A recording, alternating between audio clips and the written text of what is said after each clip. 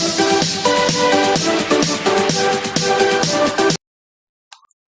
दोस्तों, टारगेट ज्ञान में आपका स्वागत है। जैसा कि आप थंबनेल में देख चुके हैं कि आज का वीडियो हम आईबीपीएस आरआरबी ऑफिसर स्किल का जो मेरा पर्सनल इंटरव्यू का जो एक्सपीरियंस है उसको आज हम शेयर करने वाले हैं। और मैं शुरू से लेकर अंत तक क्या क्या वो आप लोगों को पूरा बताऊंगा, और उसमें मुझे क्या क्या क्वेश्चन पूछे गए थे, मेरा कैसा एक्सपीरियंस रहा, वो हम आपको बहुत अच्छे से बताऊंगा। इसलिए आप बहुत ध्यान से देखिए। आप लोग जैसे इस इंटरव्यू के लिए एक्साइटेड हैं कि आप लोग का इंटरव्यू होने वाला है, उसी तरह से मैं भी पिछले साल बहुत एक्साइटेड था इस इंटरव्यू को लेकर। तो चलिए देखते हैं। तो उससे पहले हम लोग देखते हैं कि इंटरव्यू के समय हम लोग को क्या क्या डॉक्यूमेंट लेकर जाना होगा। तो ये जो ऑफिशियल नोटिफिकेशन है वहां पे मैं आया हूँ, वो मैं आप लोग को बताऊंगा। और जैसे कि यहाँ पे लिखा हुआ है कि जो डॉक्यूमेंट होगा वो ओरिजिनल एंड सेल्फ अटेस्टेड उसका फोटोकॉपी लेकर जाना है। और जो यहाँ पे लिखा हुआ है कि इंटरव्यू के सामने अगर कोई भी डॉक्यूमेंट प्रोड्यूस नहीं कर पाएंगे तो उनका कैंडिडेचर कैंसिल होगा, ऐसा प्रैक्टिकली नहीं है। उसके लिए आप लोग को वो लेटर लिख कर देना होगा, आपको वो ज्वाइनिंग के समय वो डॉक्यूमेंट पढ़ देना होगा। जैसे कि बहुत लोगों का एक प्रॉब्लम होता है कि कास्ट सर्टिफिकेट, तो कास्ट सर्टिफिकेट बहुत सारे लोगों के पास अपडेटेड नहीं होता है।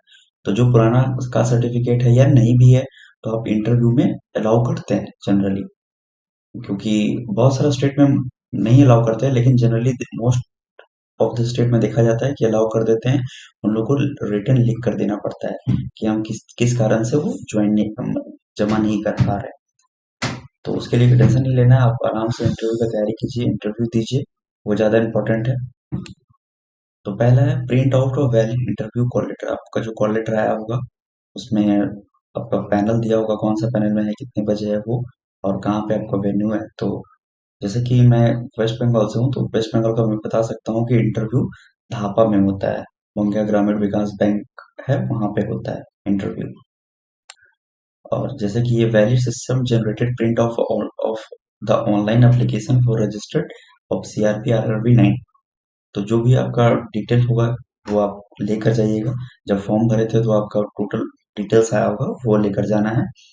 और अगर नहीं भी लिए हैं तो अभी लिंक शायद ऑन है, आप जाके वहाँ पे उसको डाउनलोड कर सकते हैं। उसके बाद आपका डेट ऑफ जो है बर्थ, जो एज अ प्रूफ के रूप में जनरली क्लास 10 को माना जाता है, तो वो आपको लेकर जाना पड़ेगा, उसका ओरिजिनल एंड फोटो दोनों टेस्टेड किया हुआ। उसके बाद photo identity proof, voter ID card, Aadhaar card, ये सब आपको लेकर जाना होगा। उसके बाद जितना भी सर्टिफिकेट है, और सर्टिफिकेट में आपको क्लियर कर दे कि सेमेस्टर वाइज जो है वो सारा सेमेस्टर का आप लेकर जाइए, क्योंकि ऐसा नहीं है कि आप केवल फाइनल का लेकर चल गए और कोई सेमेस्टर का नहीं लेकर गया तो ये दिक्कत हो सकता है। आपको पूरा लेकर जाना। उसके बाद कास्ट सर्टिफिकेट जो है वो तो लेकर जाना ही होगा, जैसे भारत सरकार का जो फॉर्मेट है इंडियन गवर्नमेंट का, स्टेट का नहीं। SC ST का तो चल जाता है, लेकिन OBC का वो सेंट्रल गवर्नमेंट फॉर्मेट में सर्टिफिकेट होना ही चाहिए।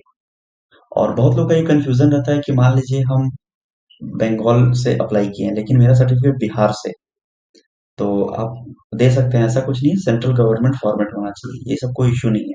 आप ऑल ओवर इंडिया में कहीं भी सेंट्रल गवर्नमेंट का वो फॉर्मेट में दे सकते हैं।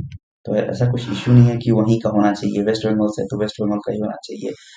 तो आप अगर मान लीजिए झारखंड के रहने वाले हैं, वहां का आपको OBC सर्टिफिकेट है तो कोई बात नहीं, आप यहाँ से अप्लाई किए हैं तो उसको लेकर चले आइए, बट वो सेंट्रल गवर्नमेंट फॉर्मेट होना चाहिए, बाकी कोई इश्यू नहीं होता है। और EWS के लिए सबसे इम्पोर्टेंट है इनकम एसेस सर्टिफिकेट, जो कि होना ही चाहिए, नहीं रहेगा तो बहुत मुश्किल होता है। मतलब लोग बहुत झमेला करते हैं, क्योंकि अभी ये नया नया है तो कोई भी रिस्क लेना नहीं चाहता। यहाँ पे आपको लेटर लिखने से भी बहुत लोग नहीं माने, क्योंकि एक बार मैं JIC री का इंटरव्यू देने गया था और ग्रुप डिस्कशन, उसमें एक जन थे जिनका वो इनकम एसेट सर्टिफिकेट नहीं था, तो उनको इंटरव्यू में अलाउ नहीं किया गया था। तो यहाँ पे डिपेंड करता है, बहुत सारे ऐसे कैंडिडेट थे बिहार में जिनको ये सर्टिफिकेट नहीं था तो अलाउ नहीं किया गया था। बट वेस्ट बंगाल में तो मुझे नहीं लगता है कि जनरली मान जाते हैं यहाँ पे अच्छे होंगे। तो आप देख सकते हैं हर स्टेट में वेरी कर सकता है कि वहाँ कैसे हैं। उसके बाद कोई डिसेबल है तो वो डिसेबिलिटी का सर्टिफिकेट लेकर जाएगा, और एक सर्विसमैन है तो उस हिसाब से अपने लेकर जाएंगे जो सर्टिफिकेट उनको ले जाना है। जो वर्किंग कैंडिडेट है उनके लिए न्यू NOC जो है, आप इंटरव्यू करने के लिए वो अपने जो कॉम्पिटेंट अथॉरिटी है उससे ले सकते हैं। तो वो आपको दे देंगे इंटरव्यू अलाउ करने के लिए, अगर आप पहले से इंटीमेशन देकर रखे हैं अपने जहाँ पे आप काम करते हैं तो वो लोग दे देते हैं, तो वो आप ले लीजिएगा। इतना होने के बाद आप इंटरव्यू सेंटर के लिए जाइए पॉजिटिवली।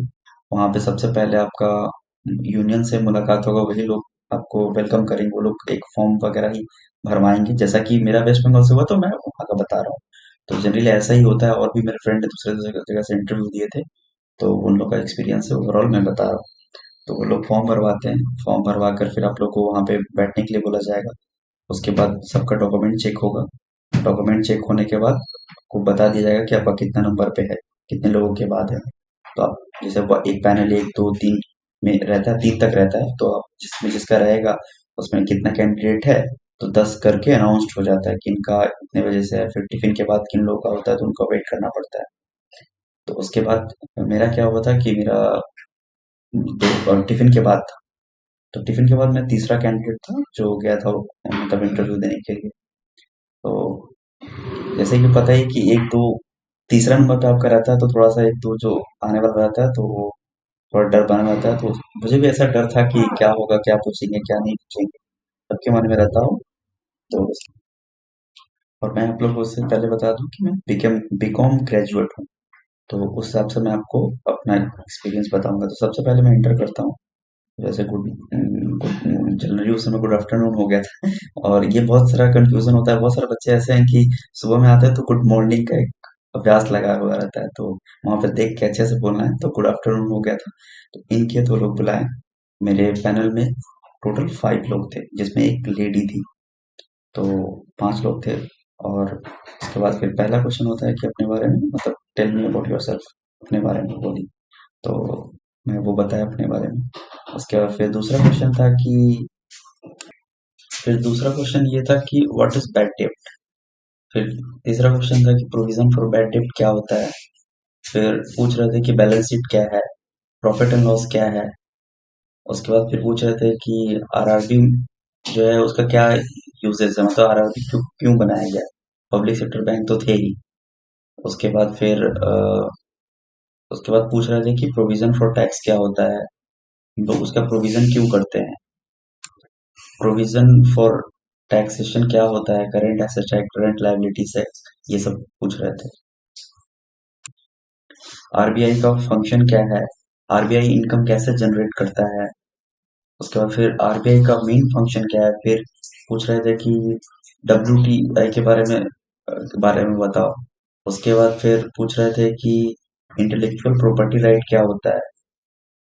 फिर पूछ रहे थे उसका ट्रीटमेंट कैसा होगा बुक्स ऑफ अकाउंट में। फिर पूछ रहे थे कि तुम एज अ कॉमर्स कैसे, मतलब बैंक के लिए हेल्पफुल हो, वो भी ग्रामीण बैंक के लिए। तो उसके बाद ये बताना था। उसके बाद फिर क्या हुआ, इतना क्वेश्चन पूछने के बाद मुझे उसके एक दो क्वेश्चन और पूछे थे इकोनॉमिक्स से, कि मार्जिनल कॉस्ट क्या होता है। उसके बाद फिर कुछ एक दो वर्ड पूछे थे जो मुझे याद नहीं आ रहे, जिसका आंसर मैं नहीं दे पाया था, वो मैं सुना भी नहीं था। तो वो चेयरमैन हमसे गुस्सा हो गया था, मतलब पैनल बोर्ड में। बोला अभी तुम्हारा इतना कम समय हुआ है ग्रेजुएशन का, तुम सब कैसे भूल गए। तो वो फिर कैसे करके फिर बोला यू मे गो। तो मैं गया। फिर मैं जैसे ही गेट खोला फिर बोला कम इन।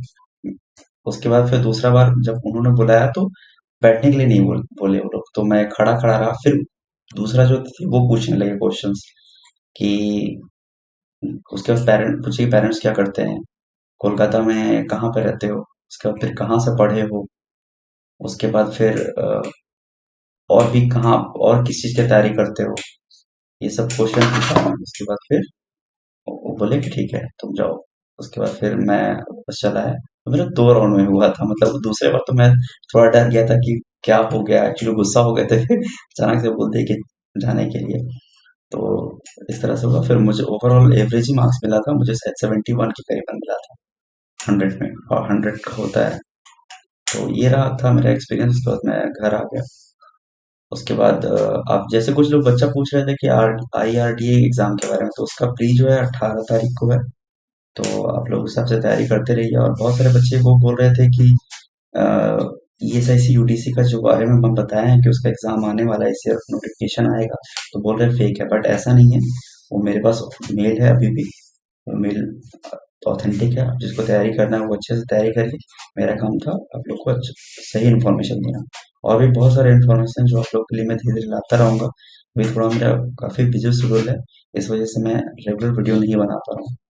तो आप मेरे चैनल को सब्सक्राइब कर सकते हैं इस तरह के वीडियो के लिए, जहाँ पे मैं डिफरेंट डिपार्टमेंट में कितनी वैकेंसी है, कब नोटिफिकेशन आने आने वाला है, एग्जाम्स कब है, तो ये सब आप लोग को बताते रहते हैं। तो इस वीडियो में बस इतना ही। थैंक यू, धन्यवाद, जय हिंद।